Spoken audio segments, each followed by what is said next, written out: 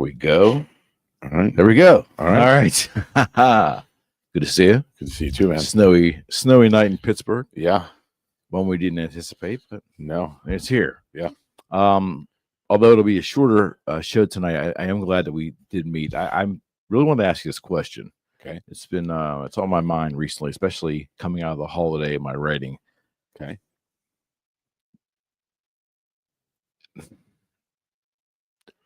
Are we, as a society in 2025, are we being pushed or moved, or are we choosing to embrace virtual reality? Because are we embracing it in a more rapid way, I would say? Because there is an understanding or a growing understanding that the human condition is wrought with disappointment. Meaning the human condition is what our actual current physical reality is and all we know. So you're moving toward virtual because of the hope that it's not as disappointing as the physical reality that we find ourselves in. Well, hold on. So let's pause. So define. Let's set the framework. Define what is your definition of virtual reality? Good question. Virtual reality to me is what we apparently are moving into, where we create a life for ourselves. In the simplest form, to me, it's where we create a life for ourselves. Okay. In a virtual space. Meaning online, in virtual gaming, or all the above. Yes, and we can get specific about, like, there's a synthesized virtual reality coming with online gaming. Even with in business, they're talking about Zoom calling eventually, where it's 3D interactive, and there's going to be holograms, and the idea that the reality we only know, our existing reality, is going to be slowly better replicated in the virtual space. I don't think that has to do with the human condition. I think it's just the advancement of technology in our own human curiosity. I mean, I think technology advances so fast now, and as humans, we're curious. So why would we not explore virtual reality if it's here? I don't think it has anything to do with our world is so effed up and the human condition has gotten so bad that now I'm going to find peace and solace in virtual reality. I think there's a part of that. Sure, there are people that are doing that, but I think it's more of a curiosity. Like I love what I do every day, but I've played on the Facebook Oculus or whatever that's called, Quest, and in the virtual games. It's cool. It's just my own curiosity. I'll do it for a little bit, then I don't touch it for 6 months. But it's my own. But I did it. It was I was curious to see what it was like. Okay, let me reverse it. Okay, would I say? Can I? How I word this? Would you say that maybe those who have a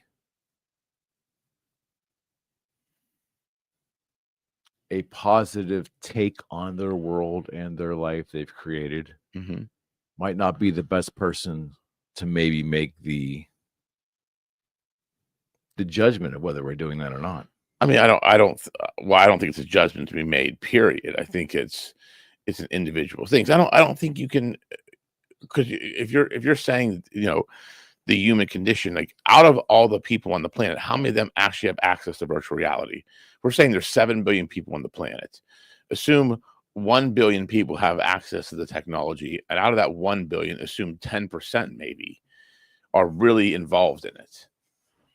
You know what I mean? So I think we're looking at the human condition from our own perspective, and we're not looking at a worldview. Because to me, it's like everybody across the world. That's the whole human condition. Could we lump in, though, internet access in general, as rudimentary as it is, as we know, since 96-ish on? Can we lump that in there as part of this virtual reality? No, I don't think so. No, because I think that's just infrastructure now. The internet is just infrastructure and how we operate as a society. You can't do business without the internet anymore. There's not a virtual reality. It is reality. I mean, think about it. How many people do you come across on a day-to-day basis that has no access to internet or email? Very few, I'm sure. Mm-hmm. There's probably one every 6 months I'll come across. Yeah. And it's usually someone that, is an elderly person, never had access to it. Mm-hmm. It's just infrastructure now, like email, the web, internet searches, web. That's just infrastructure. So that's how I buy things. So yeah, we know. So as a search portal, Mm-hmm. Or maybe the entry point being a search portal, as that method in which we interact with the web, and that leads obviously to shopping and Facebook and other social media, that entry point, you don't want to lump that into us escaping in a virtual world compared to like an actual virtual reality or you can't. Augmented reality or something like that. Because how can you say me going on Amazon and buying something is me escaping reality? No. Or me going on the web and searching for stuff to watch entertainment. No, same thing as watching TV. It might just be it very well could be the web as we know it is a tool. Yeah, it is truly infrastructure now to society. That's how I view it. The web is purely infrastructure. Businesses are built purely off of the web. Like, think about it. There used to be you used to have physical infrastructure to running a shop with electrical lines, with plumbing, to have a business, right? I can take out my phone and start an entire business and run it from the internet, from my phone, from no infrastructure needed other than a Wi-Fi signal. That's it. To me, it is infrastructure for commerce. Okay. But virtual reality is the piece of it that's like, hey, we're creating another world where you can create a character that is not like you. You can create an identity that is not like you in these games. Like, that's how I view virtual reality. I agree. And maybe we're getting bogged down in this semantics of it all. Do you think there's a portion of society that escapes through social media, whether it's Instagram, whether it's Facebook, whether it's with Twitter, pick it, and part of their existence is living in this virtual space because they're able to create a new identity, is as quote unquote fraudulent as it may appear to most people, create this other identity or find joy and happiness in that space because their actual existence has become quite disappointing. I mean, do you think that's possible? I mean, it's possible. Yes. Anything's possible. Yes, it's possible. And I'm sure there are people out there like that. I do not think that is the majority of people. I don't think it's the majority of people either, but I'm saying as virtual reality gets more lifelike and bigger and with AI's help, probably the incorporation of that, do you think that more and more people will find their existence insufficient compared to what they believe they can obtain in the virtual space? I'm going to be honest, that's a hard question to answer because I think you and I have slightly different worldviews. Well, that was like I'm an optimist. Like I'm a realist, right? So I believe I believe that I don't believe people are so hell bent in their own reality they're searching for escape. There are some people, of course. You don't think? No, I don't. I think look, life is ups and downs. Certainly, the whole joy of life is experiencing the ups and downs. That's when that's when the ups are ups because if you never experience a down or a pain or suffering, you don't understand what good is. Oh, you don't have any point of reference. You have no point of reference. Right. So I think people have to experience ups and downs. Yes, are there out of 100 people? Do 10 of those people just want to escape all the pain? They don't seek comfort; they escape pain. Right. So it's not like they're going to virtual reality to seek the comfort or they're just avoiding the pain of their reality. I think that's a very small percentage of people. Because I don't think you can replace the human experience. I don't. I agree. I don't think it's possible either. I don't think it'll ever be possible. I don't think people are necessarily in large quantities trying to.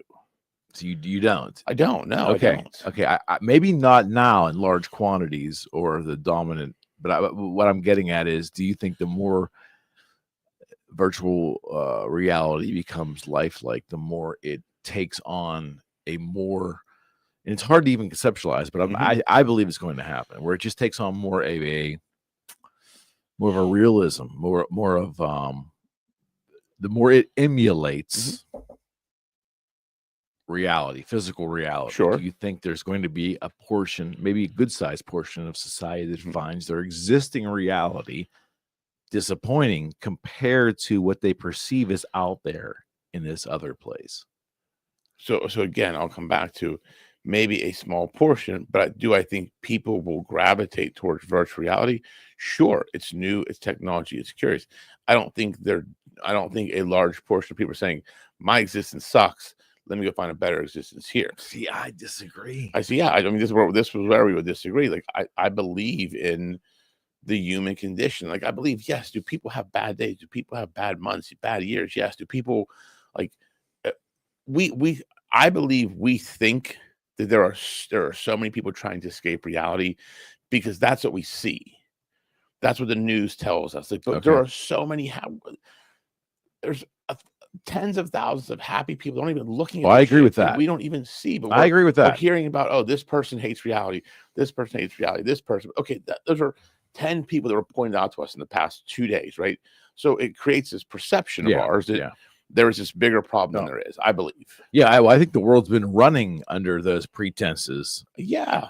For a long time. Yeah, because that's what we're fed. Yes, but I don't believe people are trying to escape their own existence in the virtual world. I think maybe augment their life by saying, hey, this is something fun and interesting that gets me to escape the stress of the day. I mean, we would hope that's the case down the line. I'm the optimist, yes. Yeah, we would hope that is the case. Mm-hmm. I don't want to believe that there are so many people out there that just hate their life that much that they're seeking solace in a virtual world. It is dystopian. 100%. In a very Hollywood kind of way, unfortunately. Yeah, and we may be the only country that experiences this. Like, look at all the other countries in the world. How many of them are, we have a very tech-forward country, right? Mm-hmm. So look at all the other countries around the world. How many of these people are sitting there playing virtual reality every day? Probably not many. Well, I don't think we're quite there yet. We're a couple, maybe a generation to 2 generations away. I think people do it, and people play it now. I mean, people are very heavily into gaming. Yeah. Oh, yeah. Yeah, they are. But I think what it's going to look like in 5 to 7 years or 10 years compared to what it is now, even as astonishing as some of it is now, it's going to that's going to change. You mean the way the virtual reality, the immersiveness of it, the lifelike nature of it? Yeah, everything's going to change. I mean, it changes so rapidly now. But again, I don't think that is, unless the world goes to shit. I don't think people are going to be, oh, man, like, my life is terrible. Mm-hmm. I can't wait to put this headset on and escape it every single day. I think there will be moments of fun and enjoyment. Like, I get it when if I play a video game, like, I have fun. Mm-hmm. If I'm on social media, it's enjoyment. It's I don't think I'm not escaping anything. It's a mental break for me. Would you agree that maybe you and I are probably not the best people to make a guess on this? Because we love our life. I was speaking for you. But we live in a very engaged, intentional life full of activity. Sure, but who is right to make that decision? All the time. Who's right to make that? It's a good question. But I mean, if somebody was more recluse, or maybe their perception of the world isn't as bright, isn't as full of opportunities, their perception. Now, I'm not saying it's a reality of it, but perception is everything. Correct. They looking at them embracing this escapism, this technology, this new thing. Yeah, they may view it differently, way differently than we do. I mean, you just answered the question. They absolutely are. That is their perception. Their perception is the world sucks. So I assume everybody else thinks the same way as me. Mm-hmm. I'm the optimist. I'm like, I don't think the world sucks. I don't think most people do. So we're all looking at it. It's almost an impossible question. Yeah, there's not a specific. You're right. There's not a specific person that could give an opinion that could speak for the bulk of humanity. No, because you would literally have to take a random sampling of 10,000 people about their happiness and joy in life and kind of create a baseline score of happiness and enjoyment, and then layer on top of that data. How many people use virtual reality? Someone will try. But just think about the data stack you have to do. I mean, seriously, like, you got to get a random sampling. You ask them, you rate a scale of happiness. You come with a happiness number. Okay, if 3's the middle, we have the 4s and 5s are happy, the 1s and 2s are not happy. Out of these people, how many use virtual reality? Okay, cool. We have this smaller sample. Yeah. And how many people use virtual reality do it because they think it's a better reality than their current reality? Like, that's the data you got to figure out. And you think that group is so infinitesimally I think it's small so small now? But I think even I think it's always going to grow in context. In context, yeah, yes. I mean, I get it. if you do it in thirds, like 1/3 in the middle, 1/3 really happy, 1/3 really sad. Okay, so you're gonna take the third that's sad. Out of that third, maybe a third of them use virtual reality, and out of a third of that third, you do it to replace their existence. I get it. That's how I look at it. It's just statistics. Yeah, but isn't it fascinating, the lore? Like, if you think for a moment about gaming in general and what virtual reality is doing in that space, the gaming space, and how luring it is. Not, and I won't even say it's to young people, but just people that like to game. Yeah. Can't you see that accelerating in that's a different technology question, and okay, because you're saying that's just gaming in general. Like, I like to play video games. I don't have the time for it. You don't think gaming becomes something more in society as this technology grows? Well, I mean, gaming has become a sport where people make money. Like, that's part of it. It keeps growing. That's what I'm saying. So, I mean, it is a $1 billion industry. And I think the more virtual, I think virtual reality will make gaming more fun and more lifelike. You know, like I enjoy like the virtual, like literally playing the boxing game on to work out. It's a workout. Yes, like you're literally fighting. There was a game, I think it was called it was bar fighting. Literally, you put on the thing and you're in a bar and you're just fighting people. And, like, I'm sweating my ass off doing this, but it's purely just for fun. It's like that release, that stress relief. It's not because I don't like my life. It's just this is something. But again, you and I probably you and I are probably not. It is such a tough question, because the question really needs to be proposed to a sample size group of people and then analyze that data. It's a very hard question. It's purely a data analytics question. It can't be answered subjectively. Okay, and it really can't. I just read an article, and I'm not saying that the article is factual. This is an opinion piece, but it was interesting. This particular author believed that what they are seeing with people 26 and under now in regards to the dating, and matching, and ultimately family creation, everything else, is that's all slowing down, because that group of humans devalues relationships, physical intimacy, conversations, whereas they're getting whatever they need, a good portion of what they need, as hard as it is for us to understand. They're getting that through the web, through virtual experiences. They don't value the human connectivity as much as prior generations, which seems obvious. But to them, it goes to the dating thing. Exceptions in every rule, but they're looking at it as a mass. And I guess they're looking at statistics about childbirths and amounts of weddings, and that all that's going on. But think about it from a pure physiological standpoint, right? What is it? It's a dopamine release, right? Dating, meeting someone new, that was dopamine, or so whatever this chemical is, right? You have that dopamine or serotonin release. That's why we didn't have access to stuff that gave us that dopamine release that quickly. Now, if it's purely, I don't think it has to do with dating or anything. I think it has to do with the chemical reaction to the feeling you get from dating or from doing this. It's like, I can go online and play a game or do something, look at something that gives me the same chemical reaction without any of the risk or cost or time wasted. So that's how I think yes, if you frame, you can frame an argument anyway, right? For sure. People aren't dating because of the internet or because of technology or because of gaming, right? It's like, no, gaming and technology found a way to get people to release dopamine faster, to get people addicted to the device, as opposed to being addicted to going out and chasing girls or guys. I mean, that's really it. Yeah, that's a great take. That's a great take. When you're young, like, what did we have to do? Nothing. Like, we didn't have this shit. We had a flip phone, right? There was nothing on it. So it's like I was getting my dopamine released by trying to go meet girls, right?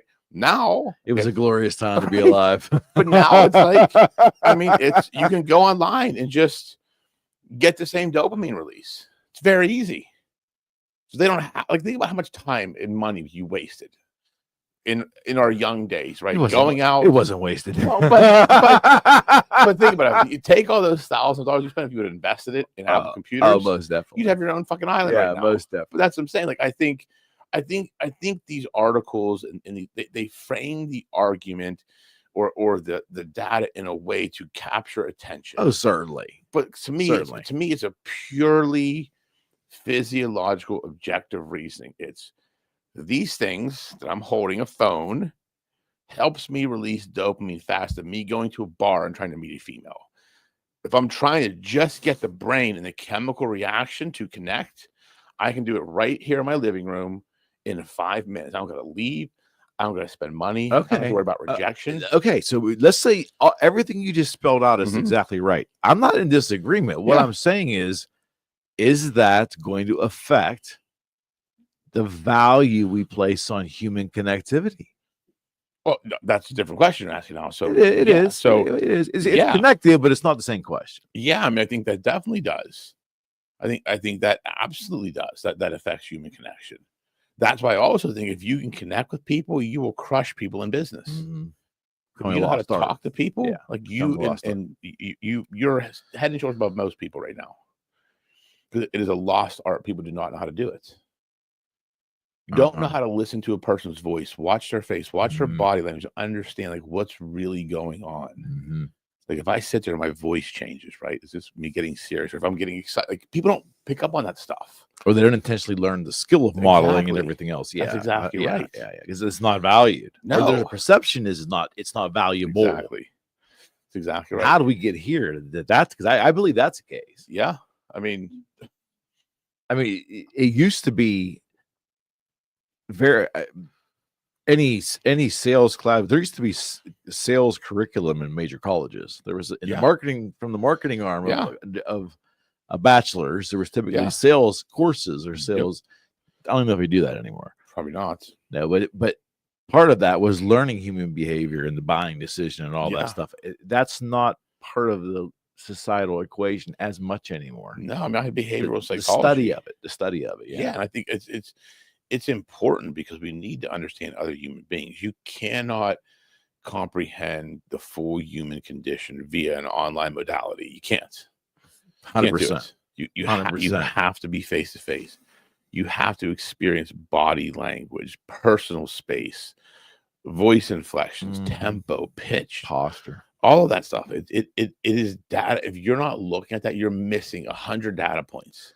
Like if I'm in the room with someone, like I can pick up on so many just by watching how they're sitting and the movements they make when I say something. It's pure data to me. And my brain is constantly processing it.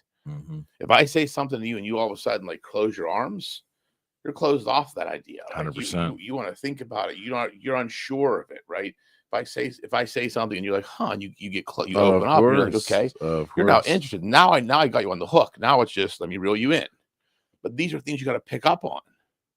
And I think that was part of business curriculum at one point in time. I think that's just paying attention to people. It's definitely it was part of that, but I think if people would just get their head out of their ass and pay attention to others, it's very easy to pick up on. But most people are so egocentric and only concerned about their own thoughts and their own image. We've bounced that around for a long time. Oh, you can see it in their eyes. They're waiting to respond. They're salivating for the last word to finally come out. Yes. And they're missing the last 1/3 of your point. 100%. And if you're skilled on the other end, you don't make your point until the last 1/3 group of words. Correct. Yes, exactly. When I see somebody ready to respond, I'll stop or I'll say something completely off the wall to see if they even pay attention. And then just see where it goes. Because I mean, you can always see when a person's like ready. They stop listening. They've loaded their brain with what they're going to say, and it's coming out regardless. I spend a great amount of time in my Mhm. current position around an individual who absolutely positively has decided from the moment he quits talking, Yeah. he to the moment that there's a possible space for him to talk again. Yeah.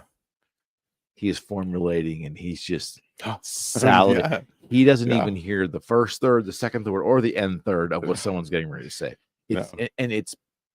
and that has been in many different ways conveyed to me by a wide variety of people. They all say the same thing Yeah. independently. Yeah, I know. It's so prevalent. Yeah. You wonder how they actually maneuver in life. Yeah. I mean, it's interesting. I have a friend of mine, it's the same thing. They literally, if they have something to say, they're getting it out, even if the conversation moved on.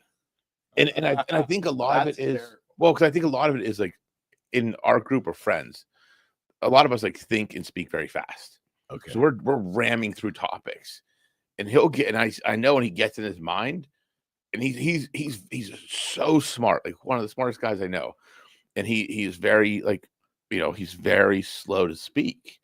But it's like, dude, that conversation was 5 minutes ago, and he is getting that point out and getting it out, and he's gonna push through and get it out, God, and we're just like, okay, move on. But that is great, man. but it's one of those things where like and I see it all the time. I know as soon as he starts to like, it's coming, it's coming, it's coming. No, I don't feel bad now. I got someone else that suffers with that too. I love him to death. It's one of my closest friends, but it's just like it doesn't happen very often, but when it's happening. It's fun though, because when you start to drink a little bit, it gets accentuated in conversations. Oh yeah, I mean, like, dude, you are getting that thought out no matter. Like, we jumped 17 topics away. We are in a different country right now, but you are getting it out just so you can make that point that we've already made twice. Yeah, it's pretty wild, man. That's the human condition, though. Excellent. I expected nothing less. All right, sorry for the bridge show tonight, but we will be back in full weather. We made it though. Yeah, stupid. Physically here. There's that, right? Yes. All right. Until next week. We are out.